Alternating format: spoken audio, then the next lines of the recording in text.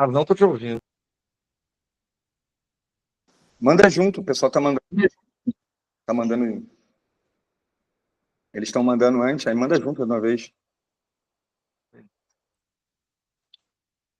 Ei, Mari, tudo bom? Tudo bom com a senhorita?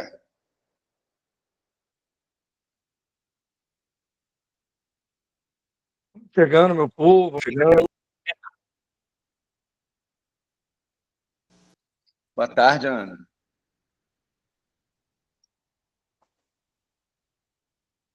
Só se for em português, porque eu não falo inglês.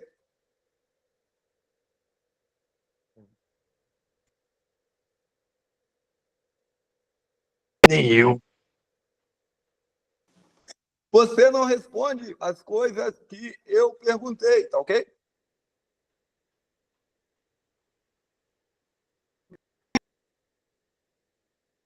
Vamos chegando, meu povo.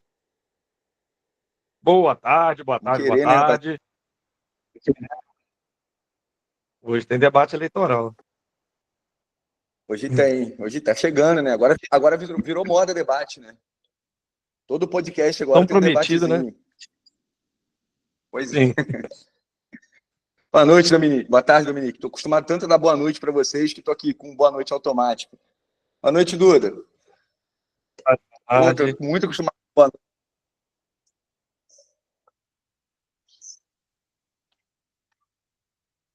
Esperando o povo chegar, pessoal. Espera só um minutinho. Eu vou Dar te aqueles mandar 5 lá minutos.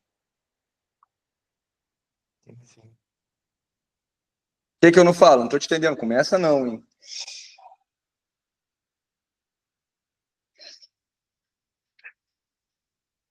Entendi. Está Tá de saindo a tarde. literatura Pois agora. cara. Eu tô acostumado com falar com vocês de noite, né? Ô, Thales, tá fazendo quantos graus aí? Cara, agora 30 graus.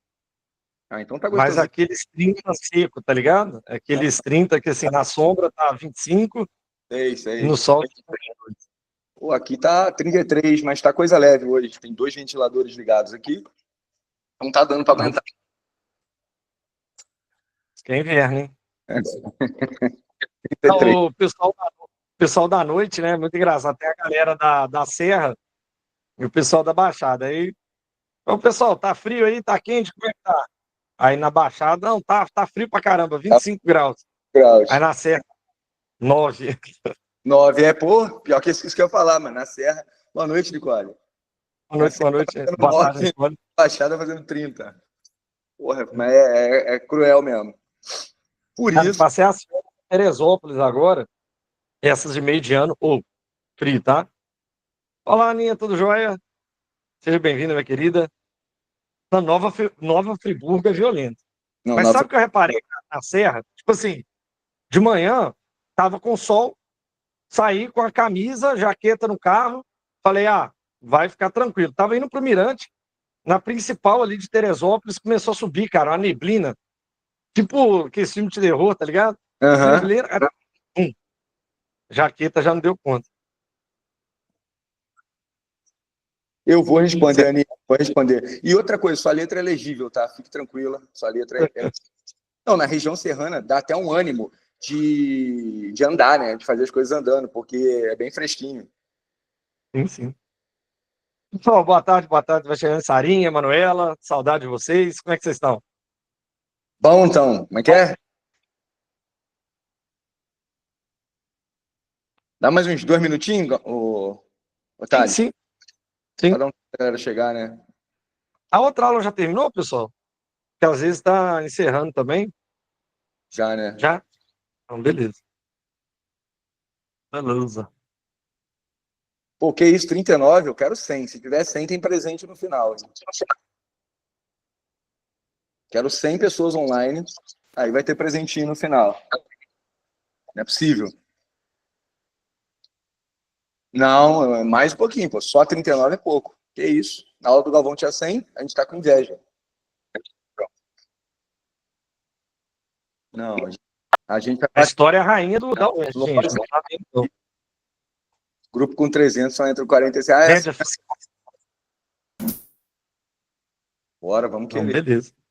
Eu imaginei que sábado à tarde ia dar menos gente mesmo, porque o pessoal comeu Rapaz, aquela lasanha, né?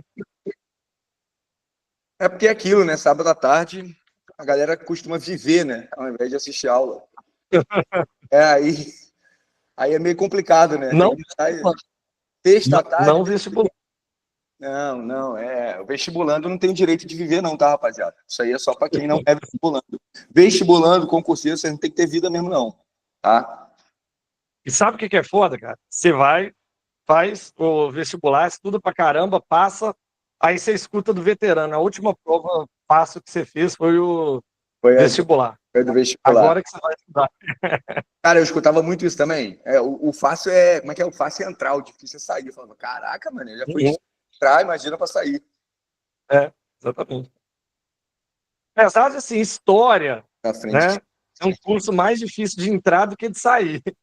Pois é. Agora você pega aí complica. Não, mas calma aí. Se eu ouvir isso, eu bato aqui na frente quem falou. Você sabe que é por isso que colocaram tela na UERJ, né, galera? Então vamos parar com esses tópicos sensíveis aí. Nada de fazer isso aí, Mari. Por favor, tá? Programa de saúde mental da UERJ, né? Coloca tela. Aí tá tudo certo. Como resolver a questão da saúde mental? Toda uma base de apoio, uma estrutura, um ambiente mais acolhedor? Não. Grade na tela. Grade não onde a pessoa pode se jogar. Isso tá tudo certo. Isso aí. Não, a gente deu sorte que eles ainda não colocaram Rivotril na caixa d'água, né? Cara, de tanto que eu ficar falando de Rivotril, tem mal vontade de tomar, mano. Só pra saber como é que é. Só pra ver se eu tomo aquela porrada e apago de verdade. Clima pensando. Não, a gente já tá aliviando aqui, gente. Pô, tem mal vontade. Eu vejo assim, um monte de gente falando, não, Rivotril, eu sei que não pode, tá, gente? Só pra deixar bem claro isso pra vocês, não pode se automedicar, tá? Eu sei que vocês têm mania de que se o fumador pedir uma dipirona, mas não pode não, tá? Pelo amor de Deus. Uhum. Ancitec na comida. Olha isso, cara. Eu não sei nem o que é Ancitec, mas pelo nome deve ser pra ansiedade. O Vevance é meu companheiro, mas eu tenho laudo, tá, gente? Tenho laudo. Eu também não sei o que é isso, não. Tenho laudo. A coisa que eu tomo é dipirona, quando eu tô com febre. Tá tudo certo. Tem alguma coisa. Foi o contrário, eu parei de tomar. Bom. Só, podemos começar? O que vocês acham? Pode? Pode ou não pode? Deixa que manda. Maravilha. Pimpolhos e pimpolhas, meus queridos e minhas queridas, estamos aí na véspera, na marca do gol, para a gente fazer o nosso segundo EQ da UERJ. E, num oferecimento do Mago do Pisme, nós temos os dois melhores professores de história do Brasil, os dois mais mentirosos também, aqui para falar pouquinho com vocês sobre um tema que vai cair na UERJ. Oi? Por favor, palmas pra gente, né? Vocês estão com os melhores agora, então vamos dar aquela moral de cria. Merecendo. Esse momento finalmente chegou, né, Renan? O momento finalmente chegou. Pessoal, antes da gente começar, nós queríamos dar um recadinho para vocês aqui. Como se não fosse bom o suficiente, um aulão gratuito com os dois melhores e mais humildes professores de história desse Brasil, né? O cursinho também vai dar para vocês uma lista de exercícios só de questão de UERJ, tá? Planejadas aí por mim e pelo professor Renan. Nós ficamos aí uma semana escolhendo essas questões, né? Teve uma banca para a gente escolher essas questões, tá certo? E nós vamos entregar isso para vocês de mão beijada, tá? Você só precisa fazer uma coisa. Você vai tirar um print da aula, tá certo? Você vai tirar um printzinho aí da aula. Nós pedimos, né? Vocês podem tirar a hora que vocês quiserem. Mas, se quiser agora, ó. De preferência na hora que eu não estiver falando, porque com certeza eu vou ficar mais feio do que eu já sou, mas vamos continuar. Sim, evita tirar o print na hora que a gente estiver colocando o dedo no nariz, né, e tal. Mas, assim, pode tirar o print a hora que vocês quiserem. E aí, pessoal, depois vocês vão postar nos stories e vão marcar aí o Magos da UERJ, certo? Se quiser marcar a gente também, né, pode marcar. Vou passar aqui para vocês, né, o meu arroba, o Renanzão vai passar o dele também, né? O Renan já está mais rápido que eu, né? Eu sou analfabeto digital, tá bom? Então eu vou digitar aqui, né? E aí, se vocês quiserem marcar a gente também, mas principalmente marquem o cursinho, posta no Story, tá certo? E manda depois lá pro Galvão, ok? Para vocês receberem essa lista de exercícios que tá, modéstia à parte, muito boa. Beleza? Segue a gente lá nas redes sociais também. Quem ainda não segue lá, a gente posta conteúdos, informações sobre a UERJ, né? E também, para quem ainda não é nosso aluno, você consegue aqui pelos links acessar você consegue acessar os links aí de matrícula. Como se faz se conta for privada? Então, Sarinha, aí fica meio difícil, realmente minha conta é privada, mas depois eu aceito todo mundo, tá? Mas se quiser postar aí do cursinho já, fica à vontade.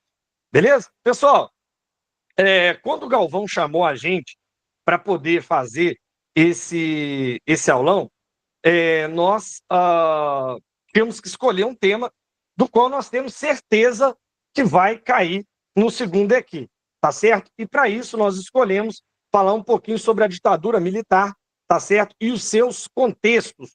Nós vamos explicar direitinho aqui esse conceito de ditadura militar, será que ela foi só militar ou não? Mas esse é o tema da aula, beleza? O que nós vamos falar nessa aula bonitinha de hoje? Nós vamos começar falando um pouquinho sobre o contexto, né? O contexto da ditadura militar no Brasil foi a Guerra Fria, né? Então nós vamos dar uma definição, né? Falar um pouquinho como é que foi ali o início da formação dos blocos, tá certo? Acontecimentos que foram muito importantes para o século XX, para a segunda metade do século XX.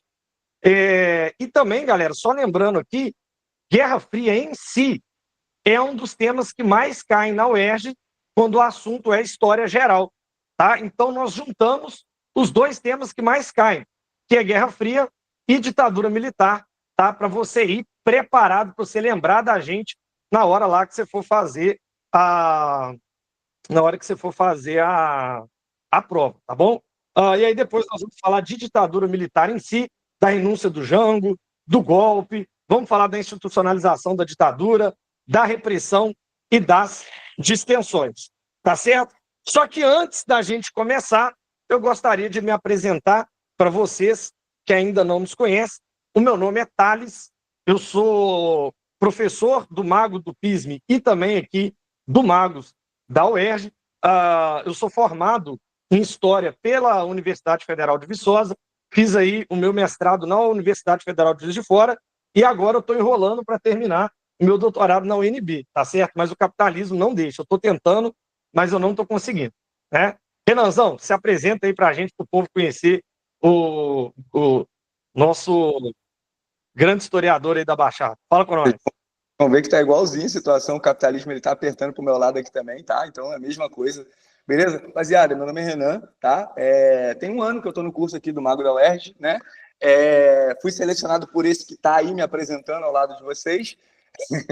Sou formado... Tô esperando, inclusive, o cinquentinho que você me prometeu. Pô, esse daí você deixa quieto que tá gravado, o Galvão pode ver, a gente conversa depois, tá? Tem um pix aí que eu tô devendo, mas vamos lá, rapaziadinha. Eu sou graduado, né, em História e tenho mestrado também em História pela Rural, né, do Rio de Janeiro, e eu sou doutorando pela UFRJ aqui no Rio de Janeiro também, só que o capitalismo tá fazendo a mesma coisa que tá fazendo com o Thales, ele tá fazendo comigo.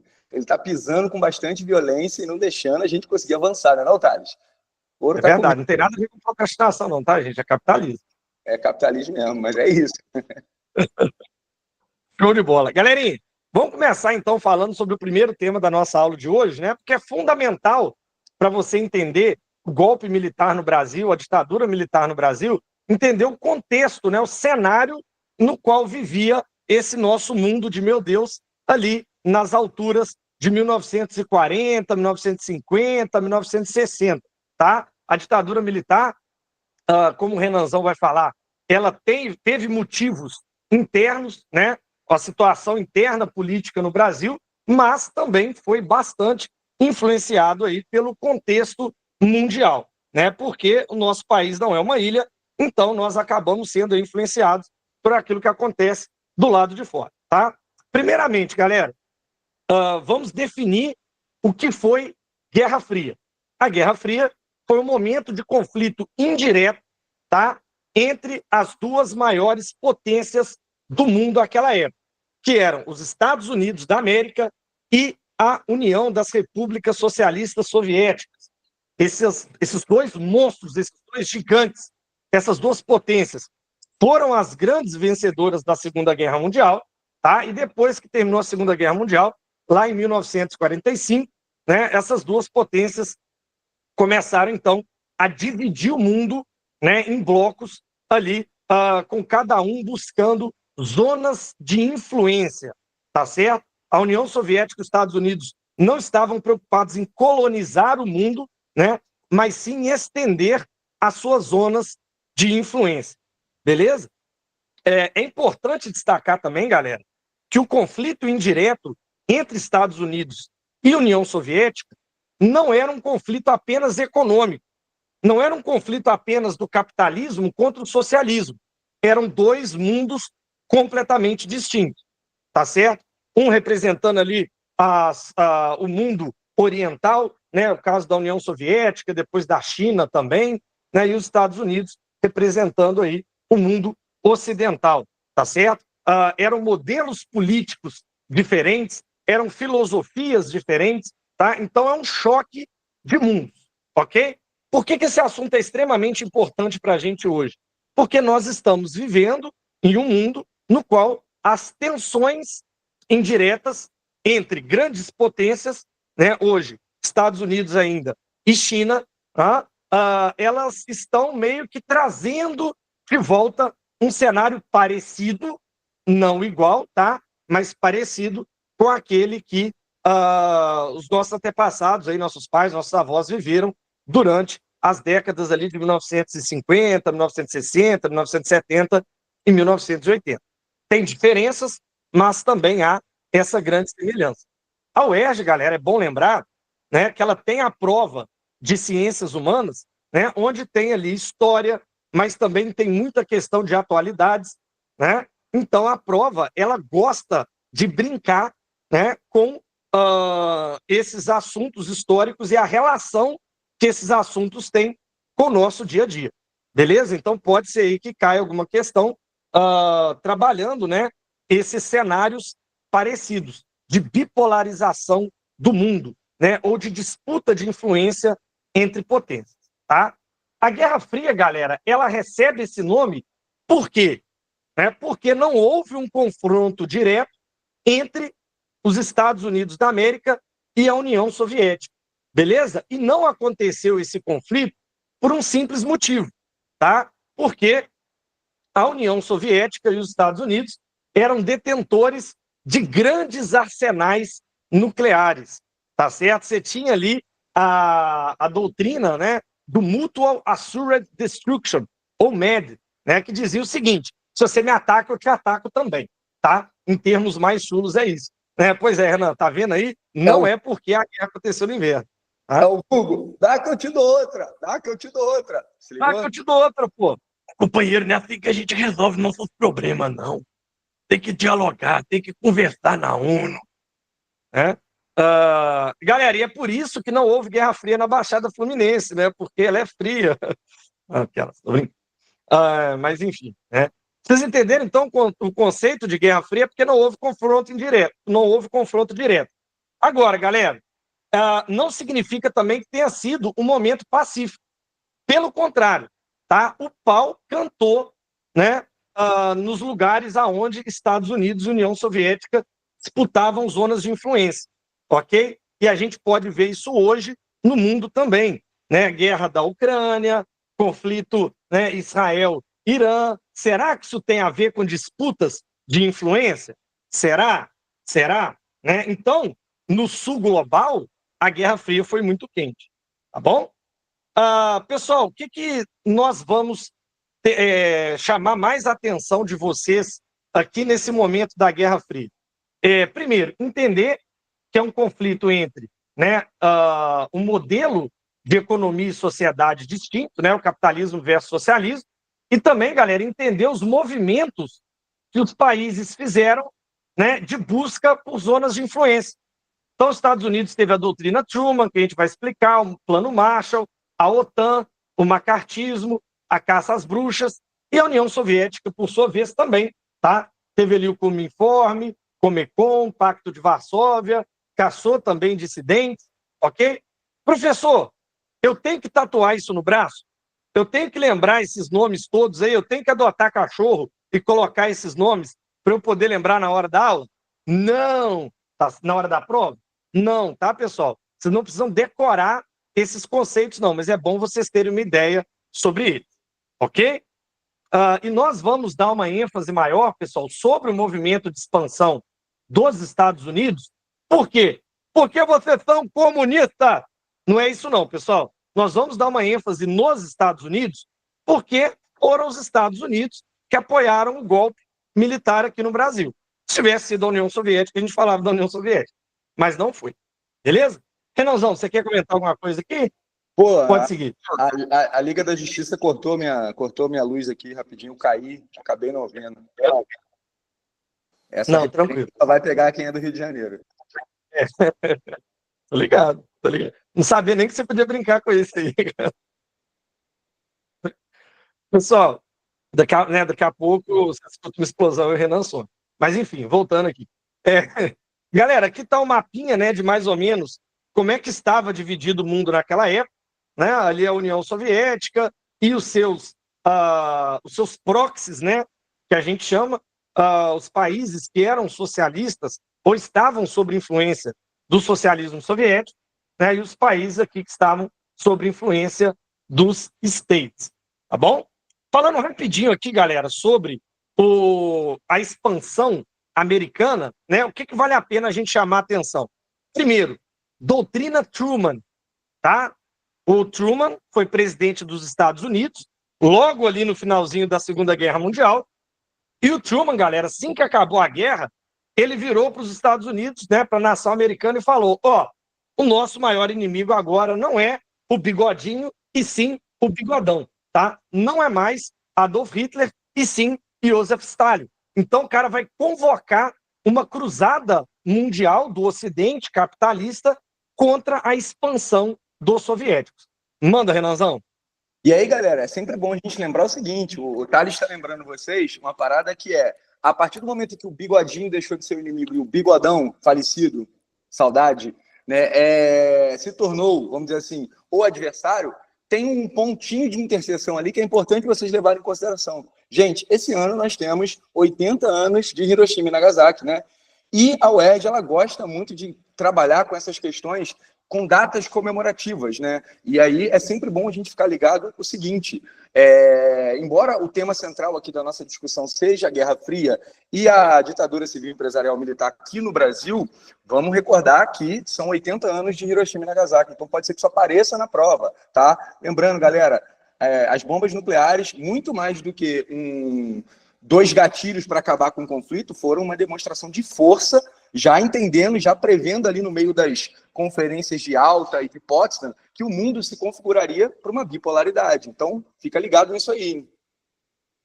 Exatamente, até porque, pessoal, o bombardeio de Hiroshima e Nagasaki, né, ele não matou tantas pessoas quanto o bombardeio que os Estados Unidos fazia constantemente no Japão com fósforo branco, tá? E com napalm, né? Então, assim, a bomba atômica, ela foi jogada ali como principalmente um aviso para os soviéticos, falando, né, nós temos uma coisa aqui que vocês não têm, e por enquanto os soviéticos realmente não tinham, tá bom? Galera, olha que doideira, como é que a doutrina Truman pegou, né? O Truman foi o primeiro presidente, guarda isso aí, foi o primeiro presidente em exercício da história dos Estados Unidos a visitar o Brasil. Você entendeu? O primeiro presidente em exercício na história dos Estados Unidos a visitar o Brasil. Na época, o Brasil era governado, né, pelo Dutra, e o Truman veio aqui apertar a mão do Dutra para falar com ele, comunismo, ruim, capitalismo, good, né, United States, Zé Carioca, legal, nice, né? Tem até, galera, uma historinha que eu não sei se é verdade, mas como bom fofoqueiro eu vou passar adiante, tá? Que é quando o Truman chega no aeroporto do Galeão, né, para encontrar o Dutra, né, que era conhecido por não ser uma pessoa muito inteligente, não sabia falar uma palavra de inglês, e aí viraram para ele e falaram assim, o Dutra tentou aprender alguma coisa ali básica, né, e aí não conseguiu. E aí falou para os assessores dele, falou assim, e aí, o que eu faço? Como é que eu cumprimento o homem? Aí falaram com ele, ó, repete tudo que o Truman disser. Aí dizem que o Truman chegou, né? Apertou a mão dele. How do you do, Dutra? Aí o Dutra virou How do you do, Truman? Porque ele achou que o do you do era porque ele era Dutra. Então, how do you do, Truman? Galera, não falei que quem não fala inglês não entra dentro. Falando que o Dutra era burro, é só isso, tá? E não conseguiu nem no Nice to Meet You, né? Alguma coisa assim. Então, não sei se isso é verdade, mas eu também não duvido. Tá bom? Muito bem.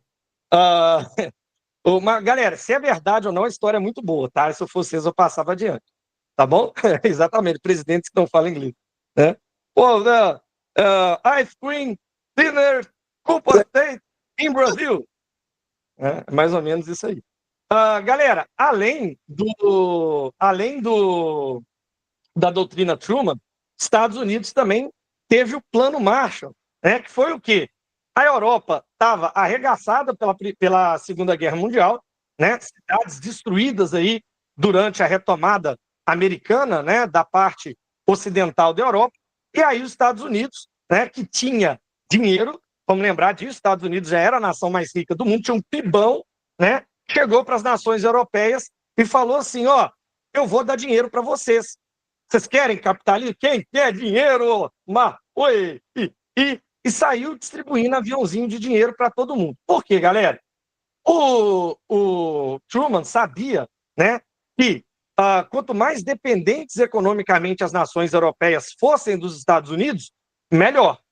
Tá certo? Melhor para os Estados Unidos. Né? Então, o objetivo dele era tornar a Europa uma vitrine do capitalismo para impedir o avanço do socialismo. Nada como uma dívida para prender a pessoa amada. Aprende isso daí, né? Seu namorado está querendo terminar com você, sua namorada está querendo terminar, faz ele ficar te devendo, né? Que é sucesso. É a melhor amarração que tem. Já vulga agiota, né? Já ouvi falar isso daí e deu certo comigo, tá? Então, galera, por exemplo, a Alemanha Oriental, né? A Alemanha Ocidental, perdão, que estava sob o comando dos Estados Unidos, recebeu dinheiro até falar chega, tá? Para quê? Para mostrar para o mundo como era melhor estar sobre as botas do tio Sam, tá bom? Os soviéticos fizeram algo parecido, né? Mas não tinha tanto dinheiro, ok? Então essa aí é a definição do Plano Marshall. Alguma dúvida até aqui, pessoal? Você quer fazer alguma consideração, Renan? Vou falar um pouquinho, né? Só para, né? Só um golinho, né? Mas vamos lá, galera, olha só. Isso é uma prática muito comum dos Estados Unidos, tá? Essa prática de você emprestar dinheiro e depois submeter a política interna daquele país aos seus interesses, né? Eu não acho que isso vai cair, mas eu vou dar um exemplo para vocês. A gente vê aí que a gente tem um vizinho, né? O Javier Milei, né? La Peluca, né? Que já pegou pela segunda vez empréstimos, né, internacionais para poder ter uma reserva de dólar e segurar a questão da inflação. Mas aí o que acontece, galera? O problema é que quando os Estados Unidos emprestam dinheiro para alguém, tem aquela questão, né, de você ficar ali, o agiotinha, né? Como é que eu vou dizer? O agiota que como você tem aquela dívida, né, você fica com medo de perder um membro, então você acaba sendo dependente dos Estados Unidos, tá? E, por outro lado, isso faz com que eles interfiram diretamente na política daquele país. Tá? Então, é muito comum que uma série de regras sejam estabelecidas, tetos de gastos, um nível maior de arrecadação, uma grande quantidade de carga tributária para você pagar esse juros da dívida. Então, é aquilo, galera, é um empréstimo, né, que a princípio parece que é algo bom, mas geralmente é um instrumento de interferir na política interna. E, galera, só para poder fazer um paralelo, né? O Thales trouxe a questão da China, né? Falou que, fazendo essa comparação para vocês, atualmente a gente vê a China como uma grande potência econômica, né? Que vai por outras vias, né? A China, ela normalmente chega com empréstimos, chega com investimentos em infraestrutura, tudo isso visando fortalecer laços econômicos, né? Então, só para a gente poder lembrar aqui, enquanto o Trump estava fazendo aquelas bravatas dele, né, lá durante aquela reunião da COP30, lá um pouquinho antes ali, a gente teve o Xi Jinping recebendo todos os presidentes africanos, praticamente, lá no país para poder fechar acordos, né? Então, assim, a gente vive novamente, como o Thales falou, um novo contexto muito similar ao que se tinha na Guerra Fria. Claro, com proporções, com características históricas um pouco diferentes, mas só para vocês entenderem como que cada vez mais o Império Americano ele acaba, né, ficando enquadrado, vamos dizer assim, né, porque se naquela época esse tipo de prática de emprestar dinheiro e manter a política interna daquele país muito alinhada consigo funcionou legal, a gente vê que isso não está funcionando muito legal, né? Tanto que o apelido do Trump, se não me engano, é taco, né? Ele chega, mete uma taxa, mete uma tarifa para forçar o país a negociar, cria, pauta todas as informações e no final das contas ele volta atrás, né? Ele meteu um tarifaço no Brasil e quase 700 produtos foram retirados. Então, assim, só para vocês terem uma dimensão de como que isso é uma política norte-americana de manter os países sempre alinhados com eles, sempre próximos a eles, por conta dessa dependência, né? É sempre bom a gente ter um agiota de confiança e é sempre bom a gente ter medo de perder uma perna, né? Mas é isso. É por isso que eu falo, companheiro Renan, que a gente não precisa de ser dependente dos Estados Unidos para comprar nossas picanhas, né? Que eu falei lá com o Zelensky, que hoje o Trump tá arrancando o couro do Zelensky, e tem brasileiro aqui que fica falando, o Trump, salva meu pai, salva meu pai. Né? Então, é isso, galera. Pessoal, eu vou fazer aquela trend, né? Ela terminou comigo, mas eu sou o Lula, né? Mas, enfim. Galera, bastante atenção, né, para esse assunto aqui também, ó, porque já caiu bastante na UERJ, né? E isso aqui está ligado ao conflito da Rússia contra a Ucrânia hoje. Tá bom, pessoal? O que, que acontece? Ali em 1947, os Estados Unidos tinham um problema. Você quer fazer, Renanzão? Pode fazer. Eu não falo inglês. Uma falha na minha formação. Vocês estão percebendo que essa aula é uma questão de ideologia de gênero. Estão tentando tirar a inocência de nossas crianças. Então, não deem ouvidos a esse senhor Luiz Inácio, ex-presidiário. Eu vou te falar que a tela da PF, ela não é tão ruim assim, não. A negócio mantão aí, na vivenda da Barra, mas você vai conseguir. Força aí, guerreiro. Bom, depois dessa, galera, eu vou cuspir sangue ali, né? Porque toda vez que eu faço a voz do Lula, eu fico uma semana sem conseguir falar, tá bom? Pessoal, olha só. Os Estados Unidos tinham um problema, tá? Eles estavam diante da maior força militar da história da humanidade, beleza?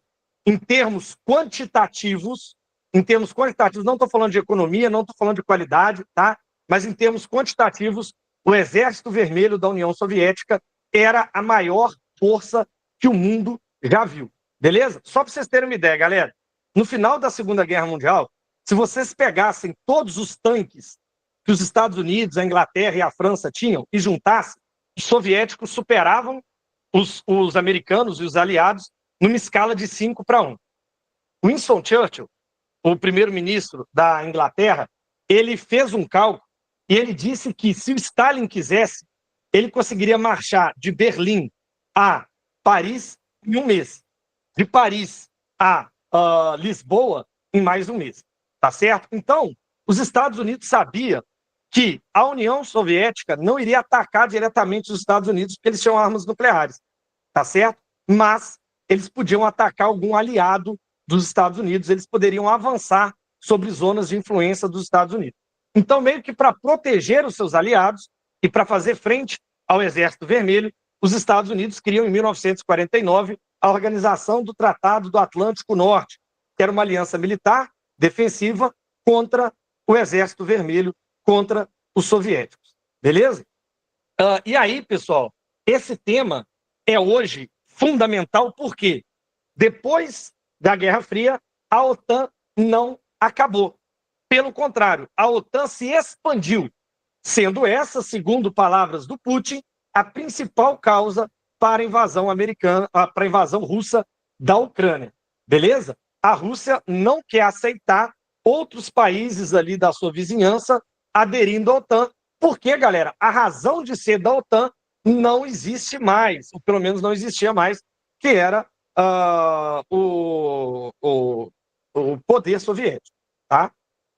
Saudade de vocês, galera, sempre bom revê-los.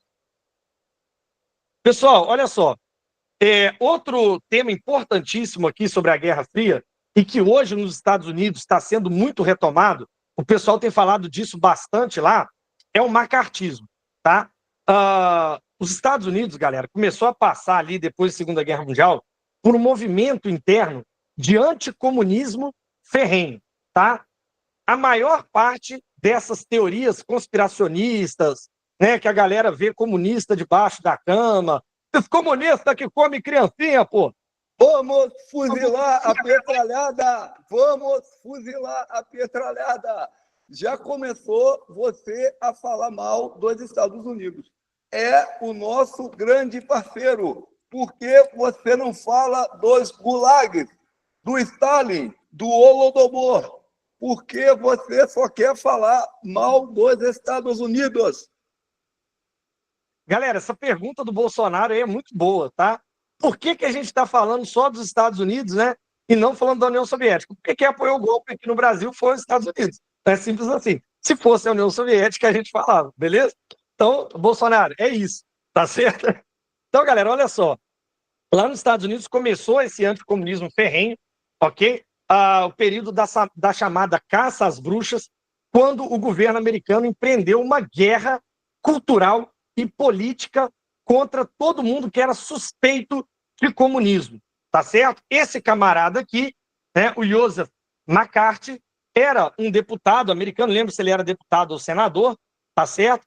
É um senador, e ele presidiu comissões do Senado americano, buscando sanções, tá? Olha essa palavrinha, sanções, buscando punições legais, buscando cancelamento político, né, de quem mostrava qualquer aproximação, qualquer apreço, qualquer solidariedade às ideologias de esquerda, não necessariamente às comunistas, tá certo? Nessa época, galera, muito cientista, muito artista, muitos professores universitários rodaram, foram expulsos dos seus cargos, tiveram seus vistos cancelados, ok? Simplesmente por criticarem o capitalismo, né, ou por proporem uma sociedade mais igualitária. Nem é, galera, por ser agente da KGB, não. Tá? Eu não estou falando aqui de nenhum agente da KGB, eu não estou falando daquele cara, né, que dormia com bigodinho, com bigodão debaixo do travesseiro para poder lembrar do Stalin, não é nada disso. Pra vocês terem uma ideia, galera, o Charles Chaplin, né, nessa época, rodou nos Estados Unidos, foi proibido de entrar nos Estados Unidos, ele morava nos Estados Unidos, foi fazer uma visita lá na Europa, foi proibido de voltar durante essa onda de caça às bruxas e do macartismo. Para quem viu aquele filme, da bomba atômica lá, cara, sempre esqueço o nome do cara, eu lembro do Heisenberg. Oppenheimer. O Oppenheimer, boa parte do filme se passa nesse contexto de caça às bruxas, né? Porque o Oppenheimer tinha tido envolvimento com grupos socialistas na década de 1930, tá? E por causa disso foi perseguido, né? Teve a sua reputação jogada no chão durante essas comissões aí do McCarthy, tá certo? É um período, galera, no qual os Estados Unidos se aproximou muito, né, de uma política de censura intelectual, beleza? Depois o McCarthy acabou entrando em desgraça lá dentro dos Estados Unidos, porque viram que essas práticas dele eram muito parecidas, né, de ditaduras, mas isso nos lembra, né, que os Estados Unidos pregam muitas vezes liberdade de expressão para algumas coisas, né, mas quando aquilo interfere nos interesses dos Estados Unidos, a conversa vira outra, beleza? Então, ó, bastante atenção para isso, essa ideia de guerra cultural, né, essas teorias conspiratórias envolvendo o comunismo, né? Por exemplo, o Olavo de Carvalho falava muito isso aqui no Brasil, marxismo cultural. Galera, todas essas teses de chapéu de alumínio surgiram nos Estados Unidos nessa época, tá certo? Todas essas teses surgiram nos Estados Unidos nessa época. Liberdade até onde convém, exatamente, né? Bom, temos mais uma vez aqui, né, o mapa das localidades, né, onde os Estados Unidos tinha ali suas áreas de influência, e eu quero destacar com vocês essa regiãozinha aqui, ó. Você sabe o que é isso aqui? Isso aqui é Cuba! Cuba! Cuba, galera, foi talvez uma das regiões que estavam sob a influência da União Soviética e que mais deram dor de cabeça para os Estados Unidos. Por quê? Cuba está aqui no quintalzinho dos States. Né? Se você for nadando daqui até o sul ali da Flórida, dá mais ou menos, galera, 100 quilômetros. Então é muito perto, tá? A crise dos mísseis é lá, né? Exatamente. Exatamente. Né? Depois que Cuba caiu na mão dos guerrilheiros, vou falar disso agora, né? Dos guerrilheiros comandados ali pelo Fidel Castro, os soviéticos ameaçaram instalar bases de mísseis ali em Cuba, né?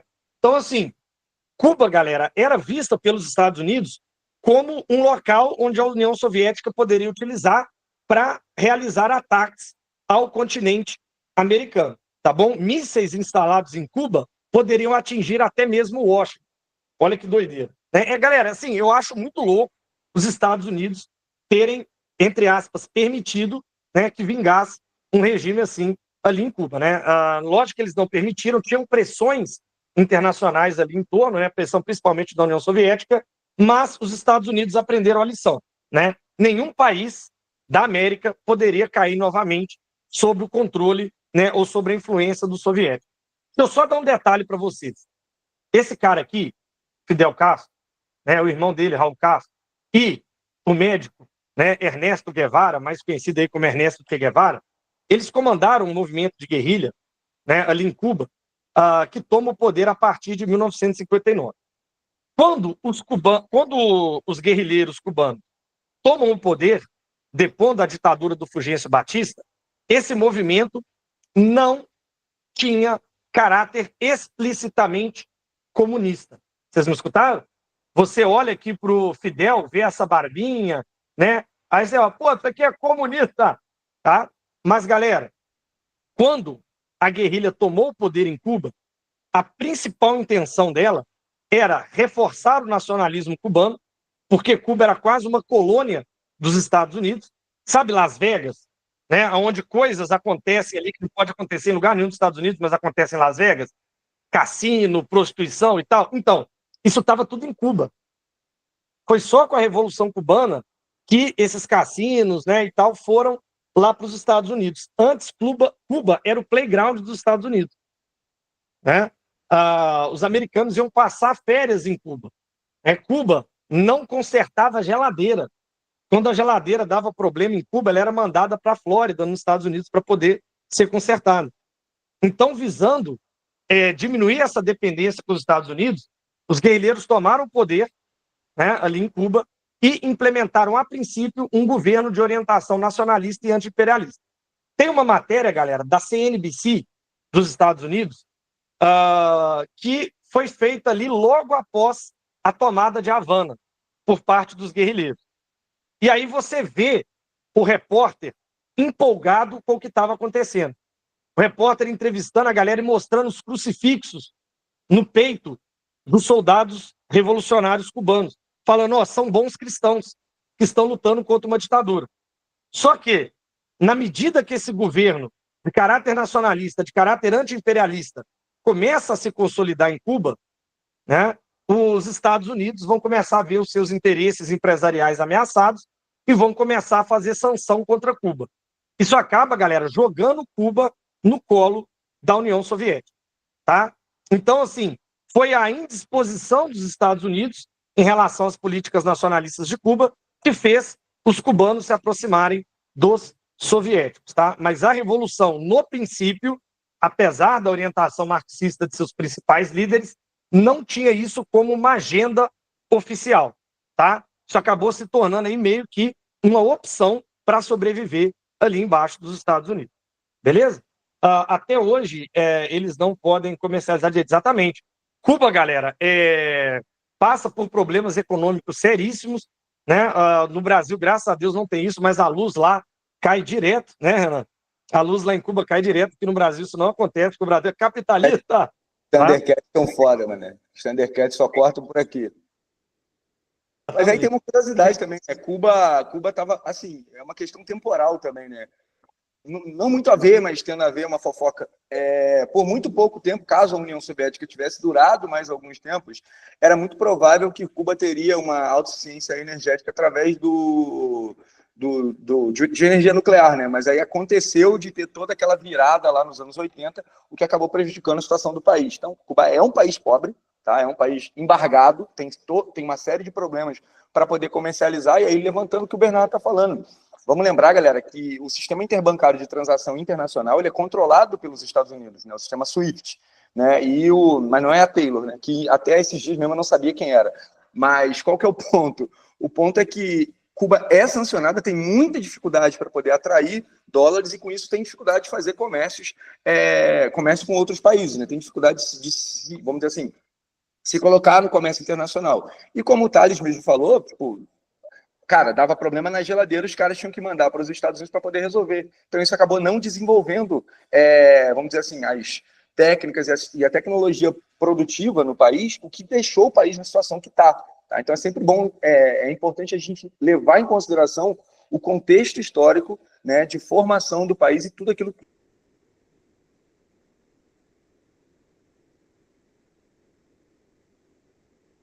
Renan agarrou isso só para mim? O ministro cortou de novo. Vixe. Galera, tá vendo? O Renan mora em Cuba, né? Então é isso que dá, ficou bonito aí morar em Cuba, pô. Mas, pessoal, isso que o Renan falou é muito sério, tá? Cuba não era, né? Cuba não era Nova York antes da Revolução, tá? Cuba já era um país pobre, né? E depois, com a Revolução e os embargos americanos, né? Essa situação, ela tem um agravamento, né? Principalmente após a queda da União Soviética, quando Cuba ficou sozinha, né? Sozinha ali no mundo por conta dos embargos americanos. Então, assim, é fácil falar, lá, Cuba deu errado, né? Quando esse país não pode comercializar com ninguém, não pode conversar com ninguém. É um relacionamento tóxico, né, galera? Os relacionamentos ali perto dos Estados Unidos eles são tóxicos, né? Bom, eu passo a palavra agora, galera, para o Renan, porque ele vai falar com vocês agora do que o Brasil tem a ver com isso. Agora acabou a ideologia de gênero. Chegou a hora de estudarmos aquilo que realmente importa, tá ok? Escola cívico-militar, pois elas são melhores do que escolas comuns. Abre aspas. Eu não falo inglês, mas vamos lá. É foda, né? Mas vamos lá, galera. Caso caia aqui o Thales, né, como tá em sintonia aqui, ele vai complementando para mim. Então, Thundercat, por favor, me deixem dar aula, tá? E aí, galera, o ponto que eu quero começar com vocês é o seguinte, é sempre bom a gente retomar alguns conceitos da geografia, por exemplo, para a gente entender o cenário do Brasil, o cenário do chamado sul global, né, dos países que estão na periferia do capitalismo. E é sempre interessante nós levarmos em consideração o seguinte, existem países que são considerados a centralidade do capitalismo, que são aquelas grandes economias, né, que têm um poder muito grande, né, são as principais potências econômicas do mundo, e hoje é muito evidente que essas potências são os Estados Unidos, né, e a China são as grandes potências econômicas do mundo. Então, assim, coisas que acontecem nesses países acabam, de alguma maneira, influenciando, né, no sul global. E existem os países que são chamados países periféricos, né? E o Brasil ele se insere dentro dessa periferia do capitalismo. Embora o Brasil seja uma das 10 maiores economias do mundo, embora o Brasil seja a grande potência, vamos dizer assim, da América do Sul, é importante a gente levar em consideração que no cenário internacional nós estamos dentro de uma periferia do capitalismo, né? Nós seríamos um país periférico e não um país central. E o que isso tem a ver, galera? Qual é o sentido que isso tem? O sentido que isso tem é que se as coisas estiverem bem e a economia estiver decolando no mundo, o Brasil surfa na onda. Se nós estivermos enfrentando uma onda, uma virada, né, uma crise econômica prolongada, isso vai chegar aqui no Brasil de alguma maneira. Por que eu estou falando isso, galera? Porque é importante levar em consideração esse contexto. Pessoal, em 1961, né, ainda não era o período militar que nós vamos abordar aqui, mas o que acontece? Logo após ali, a Segunda Guerra Mundial, a gente tem o Dutra chegando ao poder. E eu tenho certeza que vocês só sabem quem é o Dutra, porque tem uma rodovia, né, que liga Rio de Janeiro e São Paulo, que chama Dutra, né? E por muito tempo, inclusive antes de eu fazer o curso de História, eu nem sabia que tinha um presidente que chamava Dutra, né? Porque eu só chamava de Via Dutra e tá tudo certo. Então o ponto, né, importante aqui, galera, é o seguinte, assim que o Dutra se torna presidente, né, como é que é o Do You To Truman, né, quando ele dá aquela lambida de bota gostosa, ele automaticamente ele vai colocar o Brasil dentro de uma rota de alinhamento ideológico e geopolítico com os Estados Unidos, vai romper relações com a União Soviética, por exemplo, beleza? Então, os governos posteriores ao Dutra, como o Vargas II, o JK, né, e depois o Jânio, eles vão estar inseridos nesse cenário, onde o Brasil está ideologicamente, geopoliticamente e principalmente economicamente fechadão com os Estados Unidos, né? É o sonho de toda criança brasileira, né? Toda criança é muito forte, mas assim, é um sonho, né, no imaginário infantil brasileiro visitar a Disney. Aí tu vai perguntar assim, por causa de quê? Causa de que tu quer visitar a Disney, né? E aí porque você foi permeado por muitos anos, né, vamos dizer assim, da propaganda americana, né? Eu costumo falar nas aulas de Guerra Fria que o meu pai, ele não é formado em história, ele não tem o menor conhecimento de história, mas se você for perguntar coisas para ele da Guerra Fria, você vai ver que ele tem uma noção. Isso tem muito a ver com o cinema, né, que foi apresentado para eles. E a gente consegue ver isso, inclusive, no nosso dia a dia. Por exemplo, quando tu vai ver o filme atual do Homem de Ferro, né? Os inimigos do Homem de Ferro são os inimigos dos Estados Unidos, né? O primeiro inimigo é um cara do Oriente Médio, que a gente não sabe exatamente de qual lugar ele é no filme, tá? Ah, professor, eu li o quadrinho. Tá bom, mas eu estou no filme aqui porque o pai não tem tempo de ler quadrinho, né? Nunca tive. O outro inimigo é um russo, né? O maluco é russo, e o outro cara, ele é até americano, mas o nome dele é Mandarim, né? Então, assim, você consegue ver, né, nitidamente ali os Estados Unidos. A mesma coisa a gente pode falar, por exemplo, do Quarteto Fantástico, né, que é contexto de corrida espacial, e o inimigo é um homem ditador que segura o seu país no leste europeu com mãos de ferro. Cara, era o Stalin, tá ligado? Então, tipo assim, o ponto importante que a gente tem que entender somos muito influenciados pela propaganda americana, pela mídia americana, né? A gente liga na Globo News, tem um correspondente internacional, aí o cara tá onde?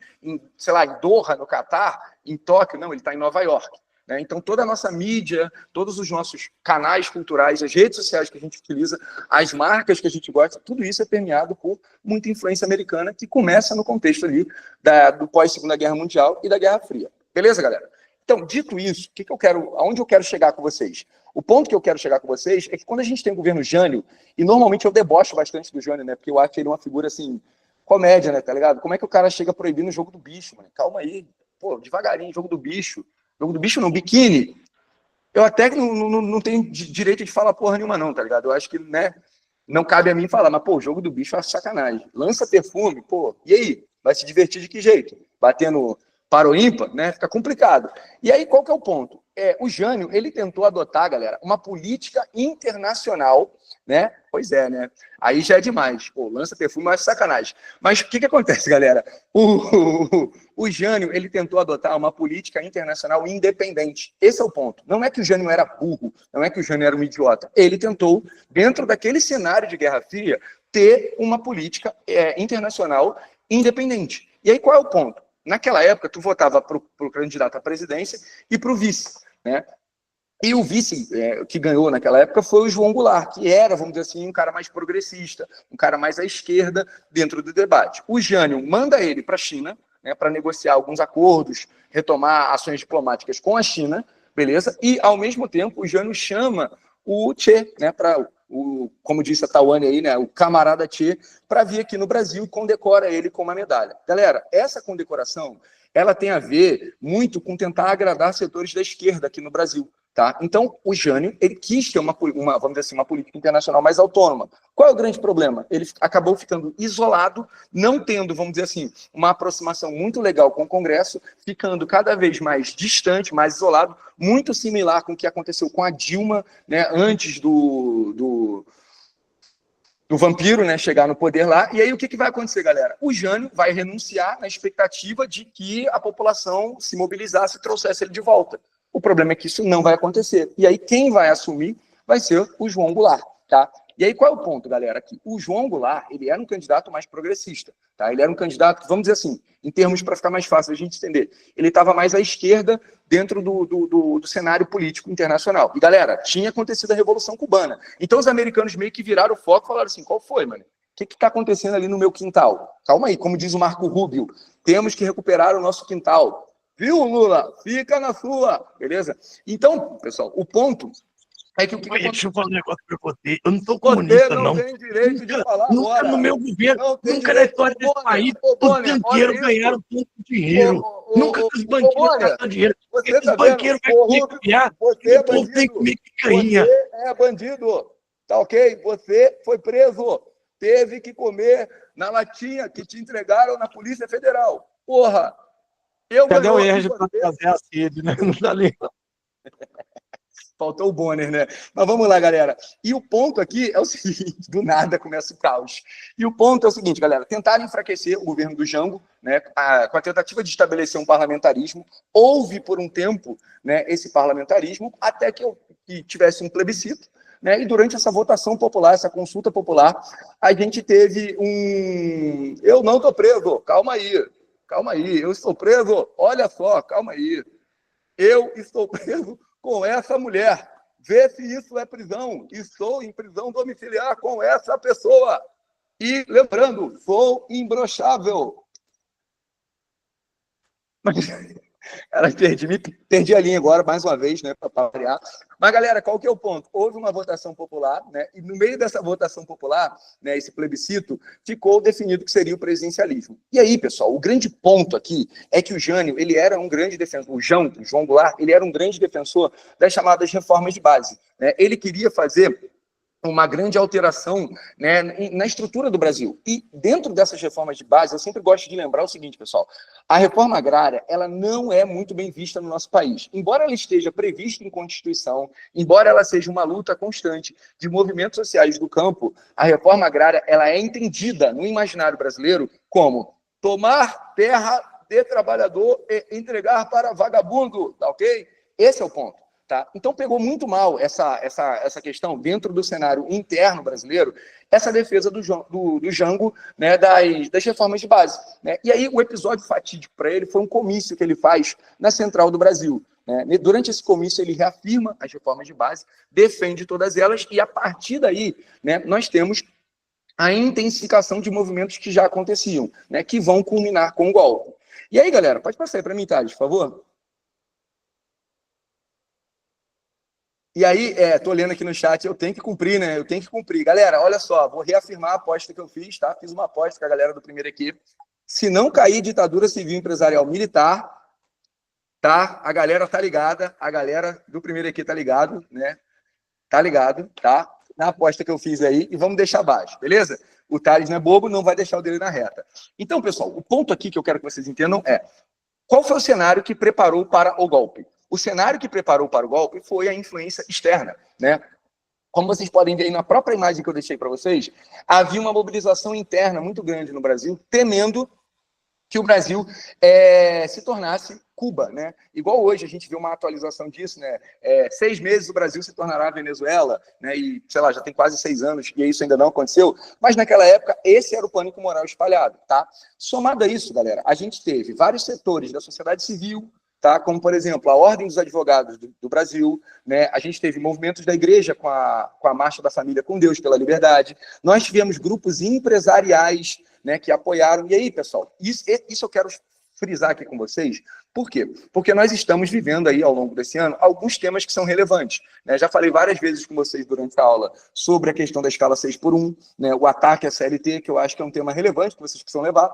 Mas dentro do contexto da aula, pessoal, um outro assunto que tomou conta das manchetes ao longo do ano foi a questão do julgamento do pessoal lá na tentativa de golpe do 8 de janeiro. Tá? E por que eu estou falando isso, pessoal? Ali nós tínhamos setores da sociedade civil participando, né? A dona Fátima de Tubarão, por exemplo, deu uma barrigada lá na mesa do Xandão, né? A gente teve lá, não é só um batom, né? A gente teve essas questões, tivemos empresários que financiaram aquilo, então é sempre importante a gente levar em consideração que esse apoio presente dentro da sociedade civil, ele é marcante, principalmente por pessoas, né? A própria igreja, né, apoiou e depois ela vai ser contra, mas e aí a gente não vê nada de diferente hoje em dia, né? Então nós temos setores empresariais, setores civis que apoiaram naquela época, né, a tomada do poder e que, da mesma maneira, apoiam hoje. Tá? Então, esse é o ponto que eu gostaria de chamar muita atenção, porque tem dois tópicos que eu acho que dentro do período militar são muito importantes vocês levarem em consideração, tendo em vista que na prova de humanas a gente tem esse paralelo entre o contexto histórico com a atualidade. Né? Um deles, eu estou chamando a atenção agora, que é a questão do apoio civil, o apoio empresarial, o apoio político, né? E é muito irônico, né, Thales, que a gente tem aí, por exemplo, o neto do João Figueiredo nos Estados Unidos, que foi o último governante do período militar, ele nos Estados Unidos, ajudando a desestabilizar internamente o nosso país. Então você vê que é uma conjuntura de questões, tá? São fatores internos, mas também são fatores externos. Tem os militares envolvidos? Tem, mas também tem sociedade civil, setores da sociedade civil, principalmente através de muita propaganda que cria pânico moral. Naquela época foram os jornais, a rádio, a televisão. Hoje a gente pode falar que são principalmente as redes sociais, né? Por isso que a defesa muito grande de não pode censurar, de que pautar as redes sociais significa censura, significa tirar a nossa liberdade política. Vocês veem aí constantemente ataques acontecendo em relação ao Felca, né? E o vídeo que ele fez mostrando que a estrutura das redes sociais permite, que essa falta de regulamentação permite que ocorram casos como, por exemplo, o da Camilinha lá, né? Que tomou conta do noticiário aí no último mês. Mas não só isso, galera, também do ponto de vista político, né? Mas pode falar aí, Thales. Pessoal, isso que o Renan está falando é muito importante, porque nós brincamos aqui, né? Cada um de nós tem o seu posicionamento político, tá, pessoal? Mas é bom vocês entenderem o seguinte: a gente está falando nomes de políticos, a gente está falando de posições políticas, e numa sociedade, né, como está a ocidental hoje, né, polarizada, é importante destacar o seguinte, pessoal: isso aqui não é a minha posição, não é a posição do Renan, a nossa posição individual, né, ela não interessa, tá? Às vezes interessa porque vocês gostam da gente, que, né, são nossos chegados, tá? Mas, assim, em termos de aula, em termos daquilo que a gente ensina, tá? Isso não interessa. Interessa saber o seguinte: a UERJ, ela não é uma prova neutra, tá? O vestibular da UERJ não é um vestibular neutro, ok? Por quê? Isso não significa que a UERJ vá pedir de vocês que vocês defendam o Lula, que vocês façam estrelinha ali no cabeçalho, né? Que você marque o gabarito na forma da estrelinha, formando um P e um T. Não é isso. Mas a prova ela é política. Tá certo, galera? Ela critica políticos que tomam posições, né, em apoio ao imperialismo, em apoio a golpes militares. Tá? Ela já fez isso com o Bolsonaro, ela já fez isso com o Trump. Caiu questão sobre o Trump no primeiro EQ, ok? Então, assim, não é, galera, propaganda nossa. Gente, para te falar a verdade, eu não queria que ninguém pensasse igual a mim, entendeu? Não é a questão de ideologia aí, pô, professor aí, que fica querendo doutrinar essa galera. Não é isso não, pessoal. É que a prova é assim, tá? Quem conhece o vestibular da UERJ sabe que a prova ela é uma prova politizada.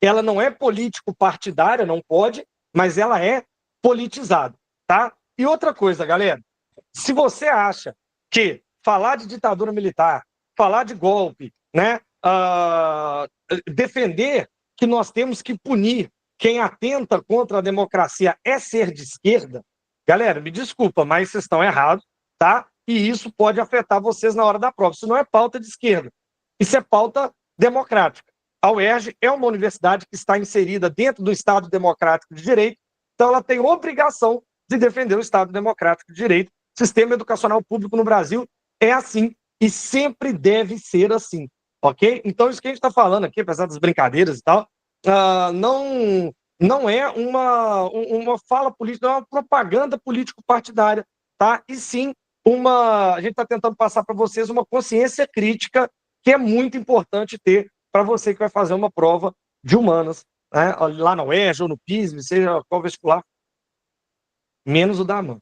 Tô brincando, querido. Amanda, não tô criticando. Não estamos criticando. Mas é isso aí, tá, gente? Bem lembrado, tá? A gente, pouquinho antes da aula, a gente até combinado de falar isso para vocês, né? Para poder explicar, porque assim, a gente está aqui zoando, brincando e tal, para poder tornar o ambiente, obviamente, mais leve. Mas é sempre bom vocês levarem em consideração isso. A UERJ não é uma universidade que vai trazer questões neutras, muito pelo contrário, ela está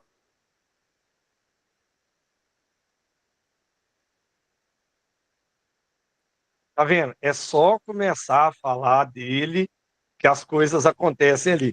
Mas, galera, eu acho que o Renan ia falar para vocês, né, que a UERJ não é uma prova neutra, porque, galera, nessa matéria, né, de criticar golpe, de criticar ditadura, não existe, a neutralidade significa você passar a mão, né, na cabeça de golpista, de torturador e tal. E isso, não, se é para ser neutro assim, é melhor não ser. Né? Foi falar mal da SpaceX, entendeu? Da ANAN aí, aí o que aconteceu? Me derrubaram mais uma vez, tá bom? Gente, desculpa, tá? Eu queria pedir desculpa com vocês, mas eu tava falando aqui, acabou que travou a imagem, falei, caiu, já sei. Mas é aquilo, a gente tava até combinando um pouquinho antes da aula de explicar isso para vocês, né? Que assim, não é uma questão de orientação político-partidária, mas é importante vocês levarem em consideração que a UERJ, ela tem uma função crítica, ela tem uma função, né, social, ela tem uma função crítica, ela tem uma função política e ela defende isso. E só para a gente deixar bem claro, isso é uma questão constitucional, tá? O desenvolvimento da cidadania, a defesa dos valores democráticos, isso é uma parada que está na nossa Constituição e é uma parada que o nosso sistema educacional ele deveria fazer. Isso é lido por algumas pessoas como doutrinação, aí é outra coisa. Tá? Mas não é sobre isso. E a gente está fazendo essas brincadeiras aqui, zoando, obviamente, para tornar o ambiente mais leve, né? Vamos lembrar, é sábado, né, de tarde, calorzão danado para quem é do Rio. Então, tipo assim, pô, se for aquela parada, né, bitolada, fica complicado.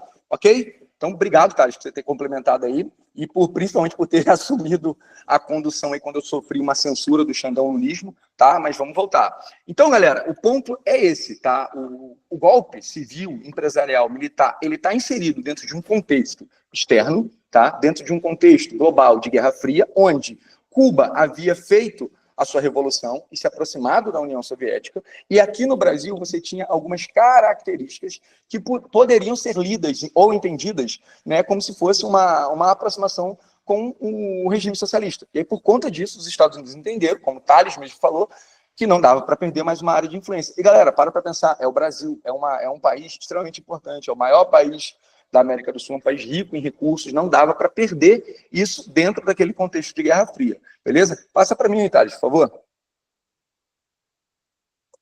Aí, galera, o que acontece? Nós temos o golpe, né? Como eu falei para vocês, o golpe é uma característica, né, que envolve elementos que são civis, que são empresariais e principalmente militares. Então, assim, o termo que nós normalmente utilizamos por muito tempo foi ditadura militar, né? Mas é importante lembrar, existia um cenário político favorável a isso. Havia... Gente, eu tô viciado nessa fala dele, sério mesmo. Tô viciado. Eu não falo inglês, só essa parte. Sem o restante, sem o popcorn anti-ice cream, tá? Mas a gente teve a participação da sociedade civil, como eu mostrei para vocês, tá? Vários setores da sociedade civil, como a igreja, a OAB, né? Nós tivemos uma ampla participação da classe política, né? Por isso eu coloquei a foto do Jair Messias aí, né? Tivemos uma ampla aceitação, principalmente dentro da classe empresarial, alguém tinha que bancar, né? Então, assim, a gente gosta muito de falar que o grupo empresarial brasileiro, e aí quando eu digo empresarial, galera, não estou falando do pequeno comerciante, né, do dono da padaria, não estou falando dessa galera, estou falando da galera mais rica do nosso país, que é aquela galera que pauta a política pública, que é aquela galera que tem bancada em congresso, tá? É desse povo que a gente está falando. Essa galera achou que seria mais seguro, né, defender, vamos dizer assim, a sua propriedade privada, os seus interesses e manter a ordem social. E aí, diante desse cenário extremamente favorável, nós tivemos, né, a participação efetiva dos militares com o golpe, né, tomando o poder, né, o Jango renunciando, saindo, e os militares chegando ao poder através do Castelo Branco. Beleza? Passa para mim aí, Thales. Vou dar uma aceleradinha. E, galera, aqui vem um ponto que eu quero chamar a atenção de vocês de novo. Então, como eu falei para vocês, o ponto mais relevante, eu acho que é importante vocês levarem em consideração o contexto do golpe, tá? Isso fazendo um paralelo com o que aconteceu no 8 de janeiro, porque essa foi a grande pauta política debatida ao longo desse ano. Tá? Então, assim, como a gente gosta sempre de lembrar, a UERJ ela traz características daquele contexto histórico e faz paralelos com o contexto atual, ok? Outro ponto que eu queria chamar a atenção de vocês é o seguinte, o regime militar ele tinha amplo apoio, né, da sociedade civil, parte dos setores da sociedade civil, dos grupos políticos, tá? Mas tinha opositores, eu já vou falar deles. Outra coisa, do ponto de vista jurídico, como é que ele se institucionalizou? O regime ele se institucionaliza através do que era chamado naquela época de atos institucionais, ou os AIs. Beleza? E aí, qual é o ponto que eu quero chamar a atenção aqui de vocês, galera? O que é um ato institucional? Um ato institucional é uma espécie de decreto, né, que tem força constitucional, e ele era emitido pelo presidente. Então, o presidente ele não precisava convocar o Congresso, passar por uma comissão de ética, passar por uma comissão de Constituição e Justiça, até ir para uma votação e depois todo aquele trâmite democrático que acontece. Ele não precisava fazer isso. Ele decretava e aquilo tinha força constitucional. Tá? Então, através dos atos institucionais, nós tivemos, vamos dizer assim, o aparelhamento do Estado por parte dos militares e dos grupos que apoiavam. Ok? Esse é o ponto que eu queria que vocês entendessem. E aí, pessoal, isso funcionava como se fosse um instrumento.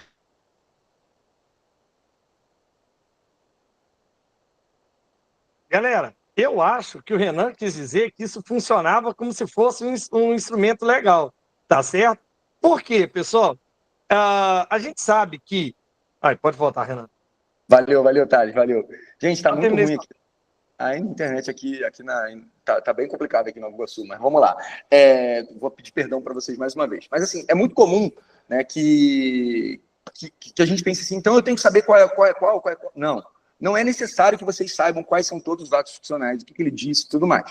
Tem um deles que é mais relevante, que é o ato institucional número 5, o AI-5, né, do governo Costa e Silva, que é aquele que vai, vamos dizer assim, escancarar a ditadura, né? Que ele vai permitir, por exemplo, prisão sem o direito de habeas corpus, ou seja, sem o direito do cara responder em liberdade, para presos políticos. Ele vai enquadrar muitas pessoas, né, dentro dessa categoria de subversivo, que seria o criminoso político. Então, isso vai dar, vamos dizer assim, legitimidade legal, né, para que o regime pudesse perseguir seus opositores, certo? Então, assim, galera, é isso. Do ponto de vista institucional, os atos, né, os AIs, eles serviam como se fosse um aparelho político, um aparelho de poder do regime militar. Eram decretos que o presidente ia lá, decretava, definia como é que funcionaria, e a partir dali aquilo se tornava, como é que eu vou dizer?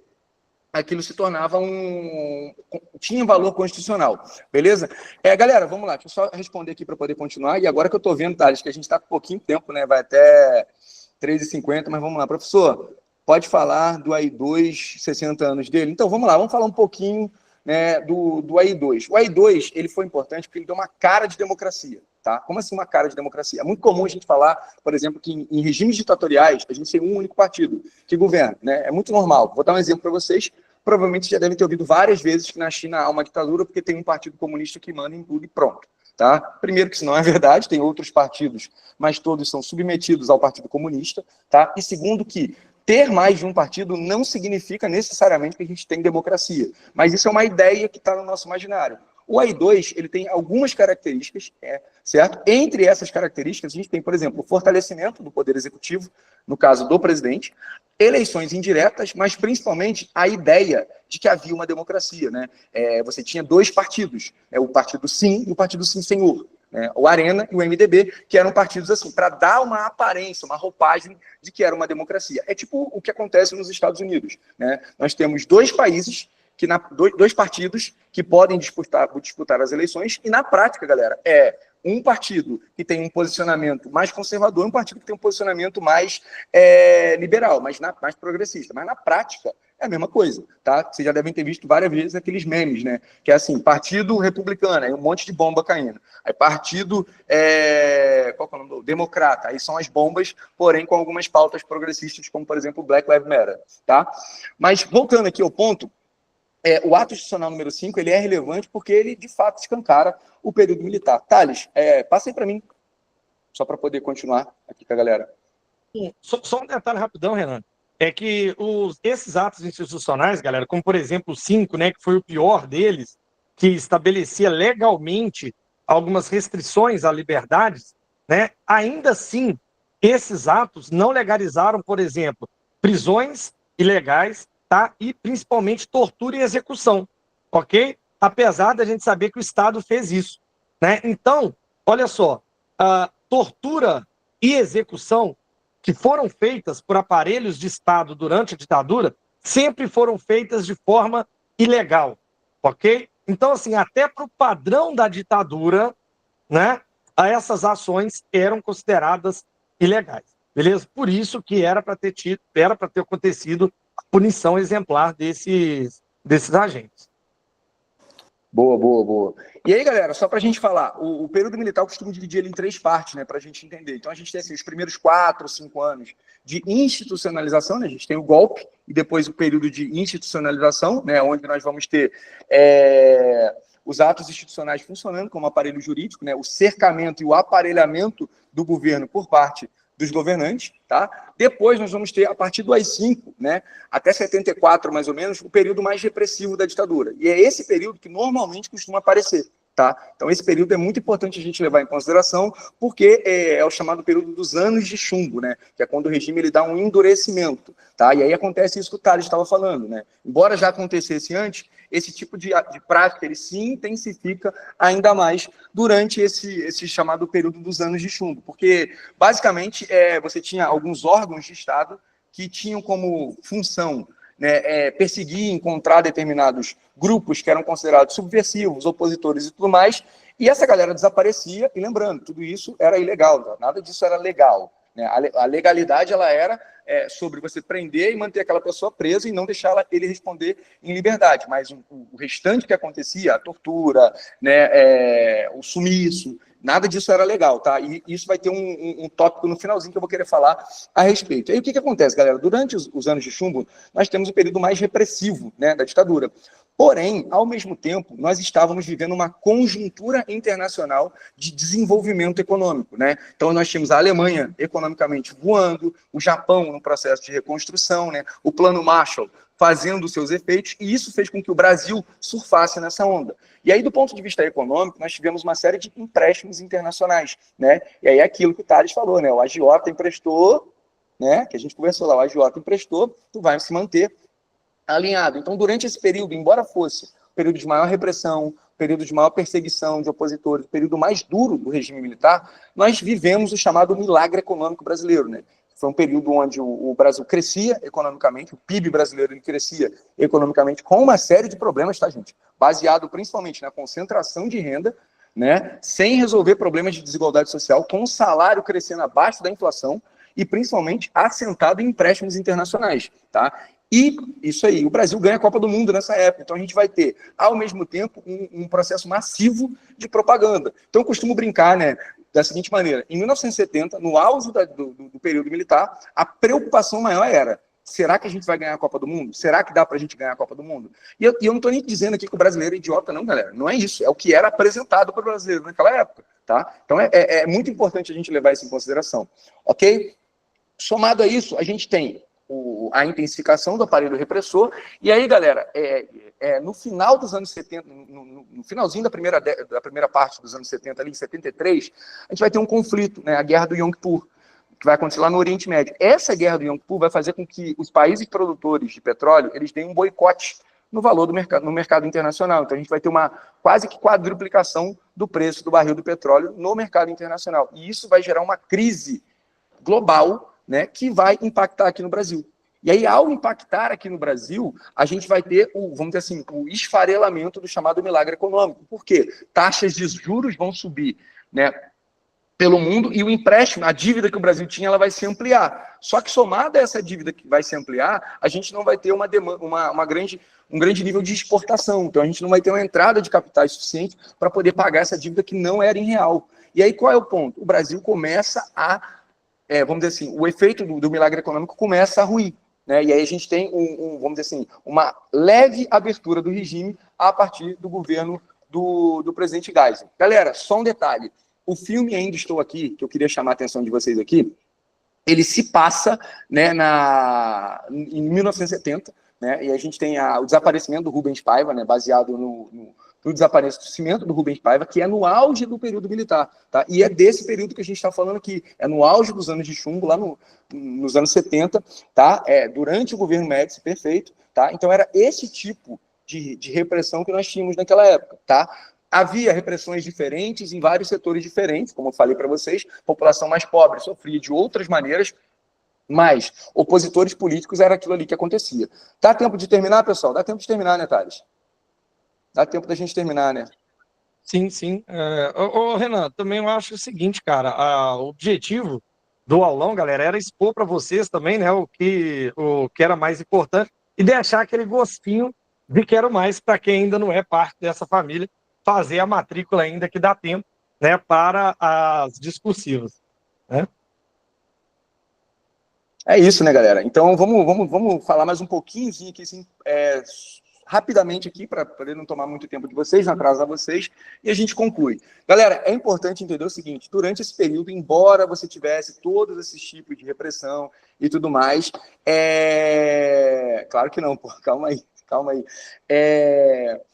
A gente tinha vários tipos de resistência, tá? E aí eu queria chamar a atenção para dois tipos de resistência. Resistência cultural, né, através dos festivais de música, né? A Tropicália é uma grande expressão dessa época. Nós tínhamos lá nos anos 60 movimento hippie muito forte, né, no cenário internacional. Isso vai influenciar aqui no Brasil e a gente vai ter a criação da Tropicália, né, que vai ter alguns cantores famosos que vocês provavelmente já ouviram falar alguma vez, como, por exemplo, o Caetano Veloso e Gilberto Gil, que eram pessoas que sabiam como ludibriar o aparelho repressivo durante a elaboração das suas músicas, né? Existem várias músicas desse período que também só fui tomar consciência do significado delas depois de muito tempo. Elis Regina, perfeito, né? Tem uma historinha do Bêbado e Equilibrista que geralmente eu gosto de contar nas aulas, só que não vai dar tempo, tá? Mas foi uma vez que eu fui em Friburgo, tá? Resumo da obra, fui em Friburgo, fui inventar de ir naquele teleférico lá, fiquei com medo danado, muito medo, sem ter noção, entrei em desespero, e aí, para poder me acalmar, a minha namorada começou a cantar essa música, né, da Elis Regina. Eu ficava assim, amor, para de cantar não, pelo amor de Deus, até a gente chegar no chão, não para de cantar. Cagão demais, tá? Só para, né?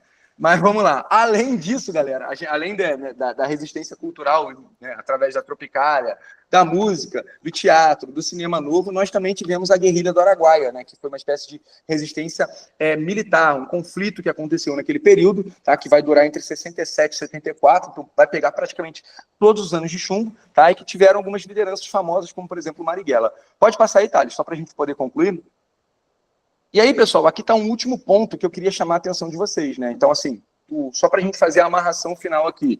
O golpe é importante vocês levarem em consideração e o paralelo com o presente.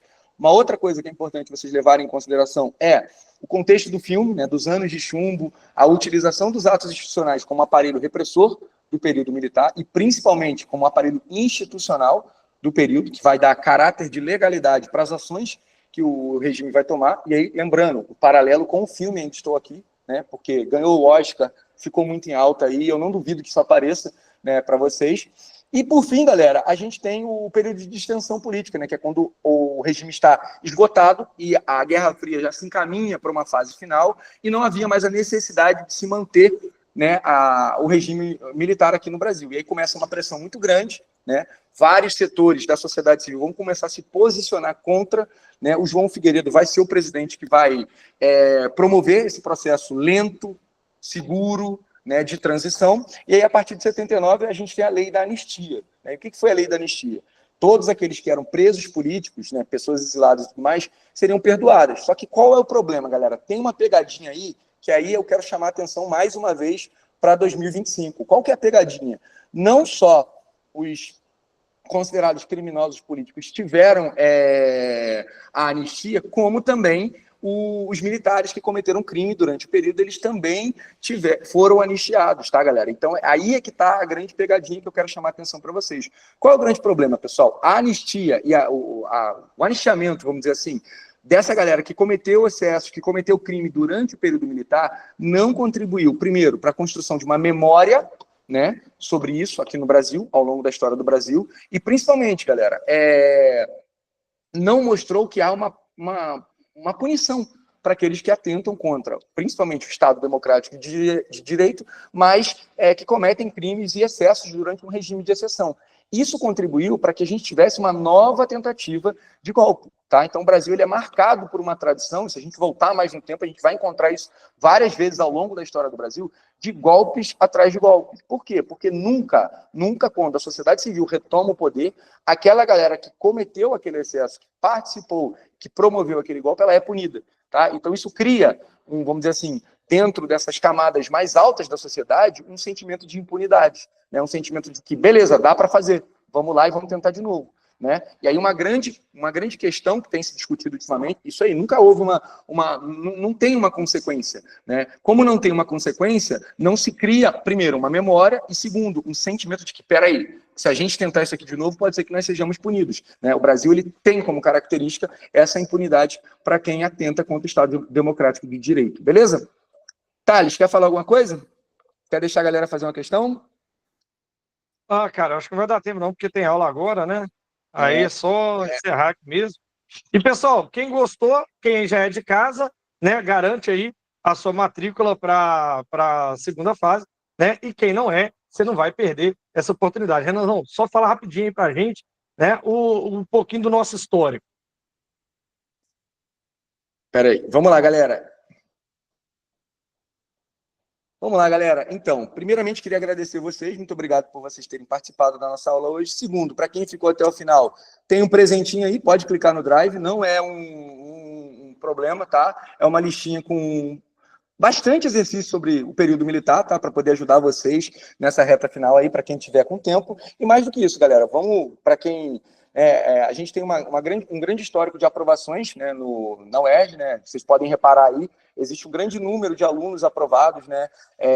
Como a gente está mostrando aí. E isso é uma pequena parcela, tá, galera? Só para a gente deixar bem claro, isso é uma pequena parcela dos alunos que a gente consegue aprovar. Então, se você quer um curso que é bem amarradinho, que é bem desenhadinho, pensado, né, principalmente para a prova da UERJ, para a maneira como fazer a prova da UERJ, né? Não deixa de garantir a sua matrícula, né? Não deixa de seguir a gente nas redes sociais e vamos postar e vamos matricular. E, galera, vamos arrebentar aí, que está faltando um pouquinho de tempo, né? Está quase na hora já do AVI, tá? E, por favor, são 100 exercíciozinhos para vocês praticarem. Beleza? Quer falar mais alguma coisa, Thales? Pessoal, prazer gigantesco, tá? Passar essa tarde com vocês. Nem vi o tempo passar. Vocês são os queridos. Ó, excelente prova para vocês. Vocês merecem. Beijo, abraço, meu povo. Até mais. Obrigado, viu? Tchau. Falou, meu Renan, queridão. Tirem. Tchau, galera. Um beijo. Abraço. Galera, um Tchau. abraço. Tamo junto, viu? Valeu.